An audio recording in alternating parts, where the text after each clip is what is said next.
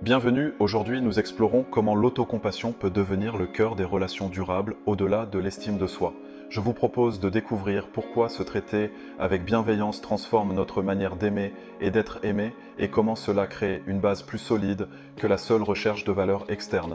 Nous passons souvent notre vie à construire une valeur qui doit être prouvée. Ce besoin de paraître spécial nous isole et fragilise nos liens.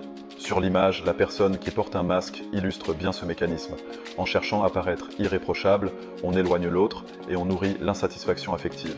L'ego se met en mode autoprotection et tend à blâmer l'autre pour préserver l'amour-propre comme le suggère la scène stratégique de l'échiquier.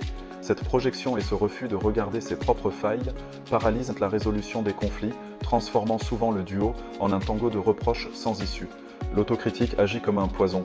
Elle rend hypersensible à la moindre remarque, favorise des prophéties autoréalisatrices où l'on attire des partenaires qui confirment notre vision négative et installe une dépendance à l'approbation extérieure dont le bien-être devient fragile et instable.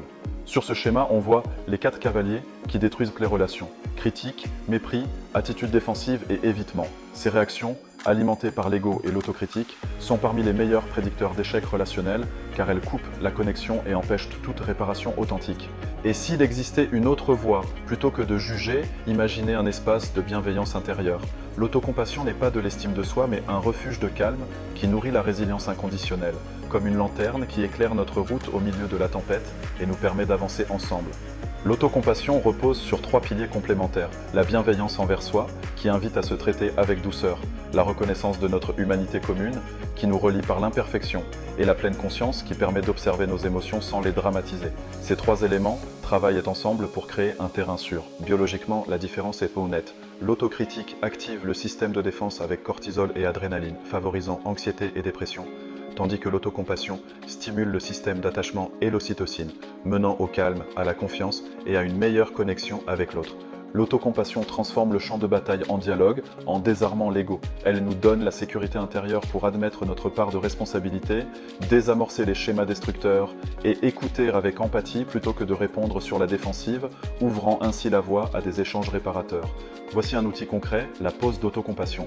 Face au conflit, il s'agit de s'arrêter, respirer et valider sa propre souffrance avec bienveillance. C'est seulement après s'être offert ce réconfort que l'on peut vraiment se tourner vers l'autre et engager un dialogue constructif et apaisé. En guérissant la honte et l'insécurité, l'autocompassion change aussi l'intimité. Elle aide à accepter sa sexualité et ses désirs sans jugement, à se sentir plus connecté à son corps et à apaiser les blessures anciennes qui entravent la capacité d'aimer et d'être aimé de manière pleinement présente. Les études le révèlent, une haute estime de soi n'est pas un bon prédicteur de relations saines, tandis que l'autocompassion fait la différence. Les partenaires de personnes autocompatissantes les décrivent comme plus ouvertes, attentionnées, affectueuses et respectueuses de l'autonomie, ce qui nourrit la qualité du lien. L'autocompassion devient un socle de sécurité intérieure qui diminue la demande affective envers le partenaire et crée un espace où 2 individus peuvent s'épanouir ensemble. Comme les racines d'un arbre, elle soutient une relation riche et complexe, capable d'accueillir l'imperfection sans s'effondrer. De la forteresse à l'ancre, quitter la logique de combat qui vise à prouver sa valeur pour se diriger vers une posture d'ancrage basée sur la bienveillance et la connexion.